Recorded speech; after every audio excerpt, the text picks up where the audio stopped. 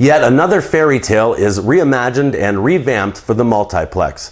Hello there everybody, I am movie critic Nick Iacobucci as always for the website realscreenreviews.com, and our next movie review is Jack the Giant Slayer. This popcorn adventure opened around the country on March 1st, 2013, and it stars in the title role of Jack, Nicholas Hoult, and joining him on screen are Ewan McGregor, Stanley Tucci, and Ian McShane. Jack and his beanstalk come to us from director Bryan Singer, the director of Superman Returns, X-Men 1 and 2, and one of the best films ever in The Usual Suspects.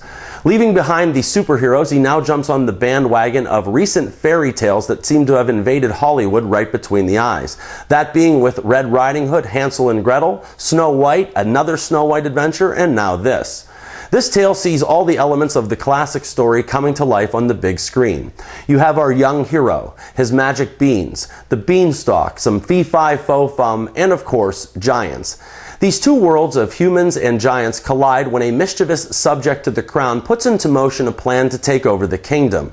Now, before this tale comes to a close, Jack will have to risk both life and limb in order to save the princess, the kingdom, and his very hide many times in the process.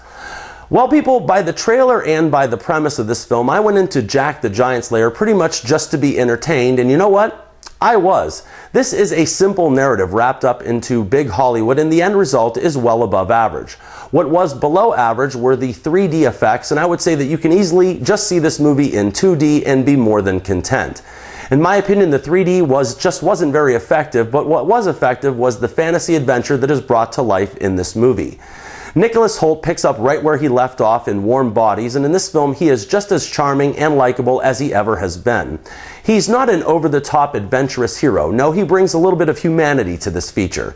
Then Eleanor Tomlinson was very credible as Princess Isabel, but to me she was essentially nothing more than a damsel in distress.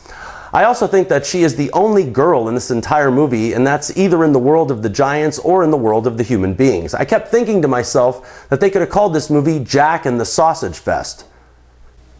Now, some other good performances to point out are Stanley Tucci as the villain Roderick, as well as Ewan McGregor and Ian McShane.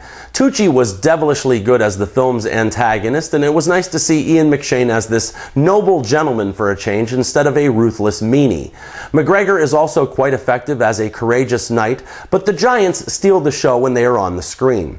They're just really cool to look at, even if they're not the most hygienic of creatures. They burp, they fart, and worst of all, they pick their noses and then eat it. Now, on the downside, I felt that the film at some points was more than overrun with special effects, and it really looked quite video game-ish to me.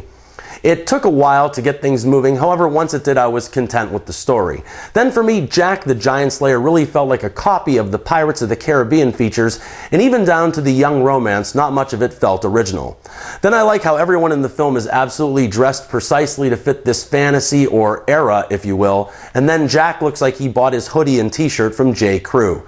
Finally, the movie seems to be either a big action spectacle or this gentle fairy tale, but to me it never really seemed like a very good mixture of both. Now, don't get me wrong, I liked this movie when it was a big adventure, and I liked the film when it was a fairy tale, but they were two decidedly different aspects of one feature film. At just shy of 2 hours, Jack the Giant Slayer is a movie that I would say definitely delivers on adventure, special effects, and most of all, enjoyment. Nicholas Hoult and Bryan Singer have combined enough magic and charisma to both entertain and enthrall audiences, especially the younger people in attendance. Director of photography Newton Thomas Sigel has created a very rich-looking film, and you also have to give it up to the production and set creators, as well as costume designer Joanna Johnston. This movie technically looks good, but more important, this feature is a whole lot of fun, and I had a whole lot of fun watching it. Nick's Real Screen Review is a highly recommended 3 stars out of 4, and that's for Jack the Giant Slayer, or one of the more pleasant surprises of 2013 thus far. Well, I'm afraid that's all the time that I have today, and thank you so very much for stopping by. If you have enjoyed this review, please click like below and give me a thumbs up, or subscribe to Real Screen Reviews if you haven't yet already. I'm sure that I'll be returning soon enough with more movie and trailer reviews, and until then, remember, this is Nick Iacobucci saying I'm not always right, but only when it comes to the movies, and thank you for your attention.